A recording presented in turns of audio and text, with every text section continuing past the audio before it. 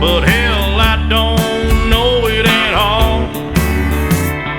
One thing that's certain, and I think old Hank would agree, that sure don't sound like country to me. Well, if it ain't broke,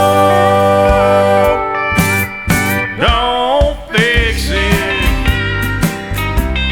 If it ain't Johnny, Merle, or Hank, or Waylon Jennings, yeah, if it ain't got that honky-tonk horn like Ernest Tubb had from the start, if it ain't broke, don't fix it.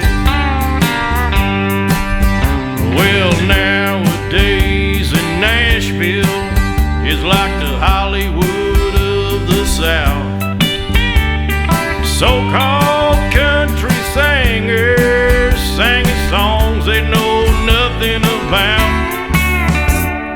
Swimming